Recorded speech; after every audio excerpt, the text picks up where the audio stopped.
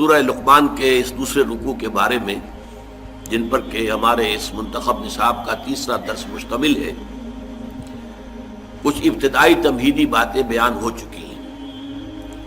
آخری بات جو بیان ہو رہی تھی اس کا ایک پہلو رہ گیا۔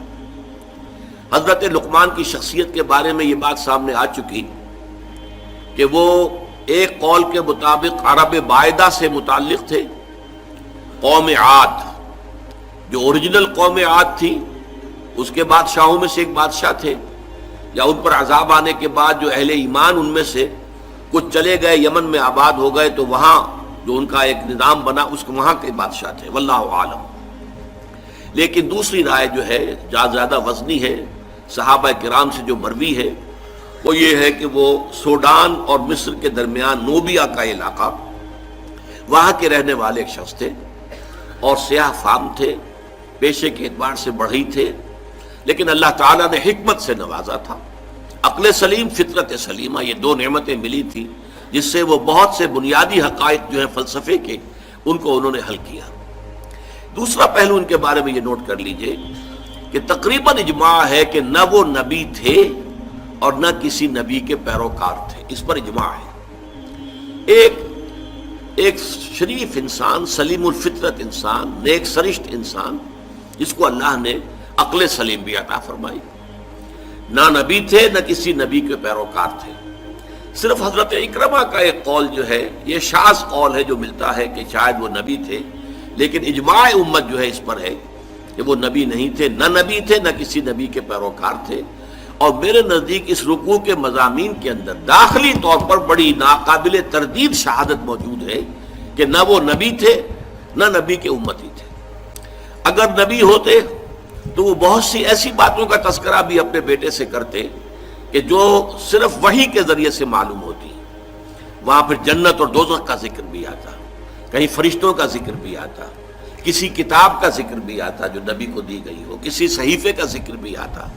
ان تمام چیزوں سے یہ پورا رکوع خالی ہے۔ اور اسی طریقے سے اگر کسی نبی کے پیروکار ہوتے تو وہ اپنے بیٹے کو یہ نصیحت بھی کرتے، اللہ کی بندگی کرو اور اللہ تعالیٰ کے ساتھ شرک نہ کرو اور نبی کی پیروی کرو۔ اتباع رسول اور اتباع نبی کی تلقین سے ان کی نصیحت خالی نہیں ہو سکتی تھی اگر وہ خود کسی نبی کے پیروکار ہوتے، امتی ہوتے۔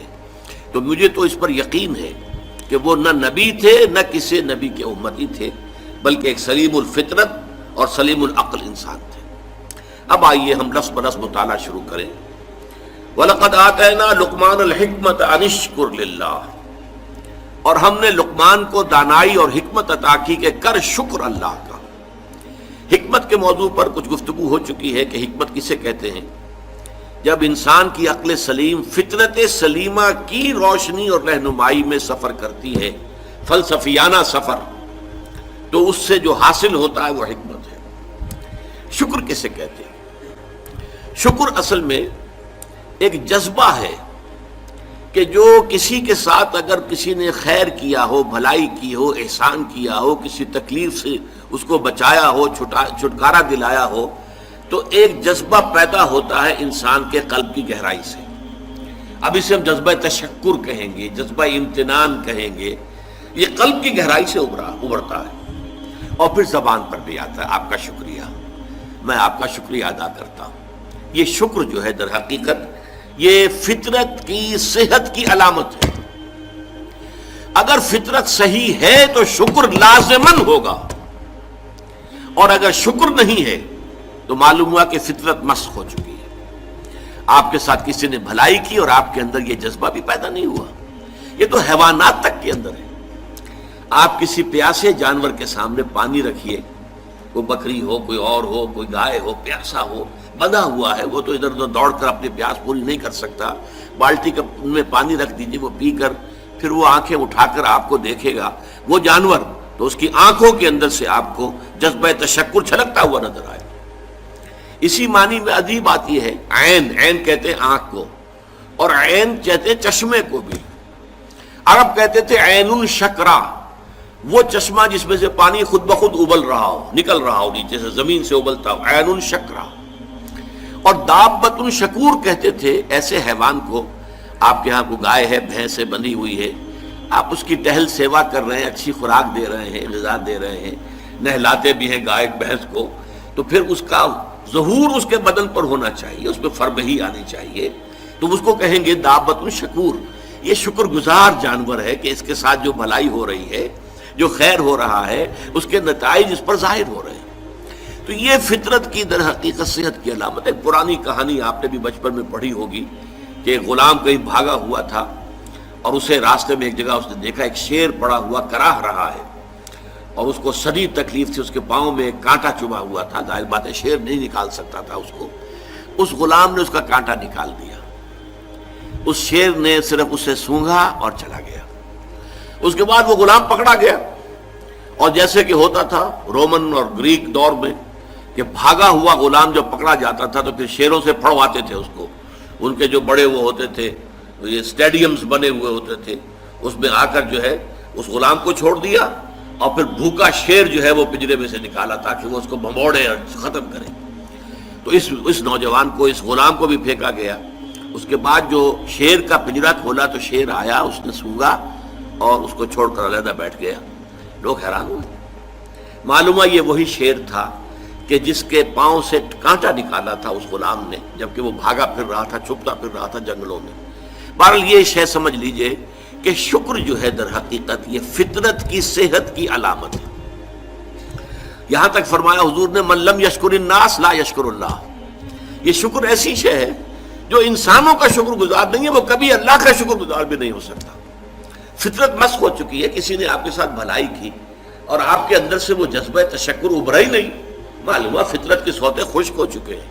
وہ کنواں جس کے اندر لانے والے پانی کے سوتے خشک ہو چکے ہیں، پانی کہاں رہے گا اس میں؟ تو خالی کنواں ہے. تو تمہاری بھی فطرت جو ہے خالی ہو چکی ہے، اور تمہارے اندر وہ جو جذبہ تشکر موجود نہیں ہے، تو گویا کہ فطرت کے سوتے خشک ہو چکے ہیں. اب اصل بات کیا ہے؟ اس فطرت کے بعد اصل منعم کو پہچاننا. اب دیکھیے اس کو بھی ذرا غور سے سنیے میری بات کو. بچپن میں ہر بچہ یہ سمجھتا ہے کہ میرے حفاظت کرنے والے، میری ضروریات پوری کرنے والے، میری تکلیف پر تڑپ اٹھنے والے میرے والدین ہیں. اس سے آگے کا اسے بھی پتہ نہیں ہے، احساس نہیں ہے. لہذا جذبہ شکر جو ہے وہ والدین کے ساتھ مرتکز ہو جاتا ہے. اس سے ذرا آگے بڑھا، معلوم نہیں میرا کنبہ ہے، میرے چچا ہیں، میرے ماموں ہیں، میرے فلاں ہیں، میرے قرب قبیلے کے لوگ ہیں، میری قوم ہے، میرا وطن ہے. یہ سب در حقیقت میرے محافظ بھی ہیں، میرے مددگار بھی ہیں، اور میری ضرورتیں پوری کرتے ہیں.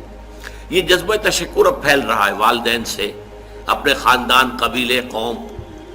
اس کے بعد محسوس ہوتا ہے، اور یہ سائنس کی انتہا ہے، کہ یہ سارے عناصر فطرت مجھے پال رہے ہیں. سورج کی حرارت نہ ہو تو فصلیں کیسے پکیں؟ سورج کی حرارت نہ ہو تو یہ ہوا، یہ بادل کیسے اٹھے، سمندروں سے بخارات؟ ہوائیں نہ چلیں تو یہ کیسے جو ہے بادل یہاں تک آئیں اور بارش برسے اور پھر میرے لیے گندم جو ہے وہ پیدا ہو؟ تو کائنات پوری مجھے پال رہی ہے. اور اس میں سب سے بڑی شے جو ہے، یہ سائنس کا یوں سمجھ لیجیے کمال ہے، سب سے بڑی شے سورج ہے. اس لیے کہ یہ بھی کہنا ہے کہ زمین سورج ہی سے ٹوٹا ہوا ایک ٹکڑا ہے، اسی سے سپلنٹر ایک علیحدہ ہوا اور اس کے گرد گھومنا شروع کر دیا. واللہ عالم، یہ علیحدہ بحث ہے، یہ کاسمولوجی کی بحث ہے. لیکن یہ ہے کہ بہرحال ہم جانتے ہیں یہ شکر کا جذبہ پھر آ کر مرتکز ہوتا ہے یہ تمام مظاہر فطرت کے.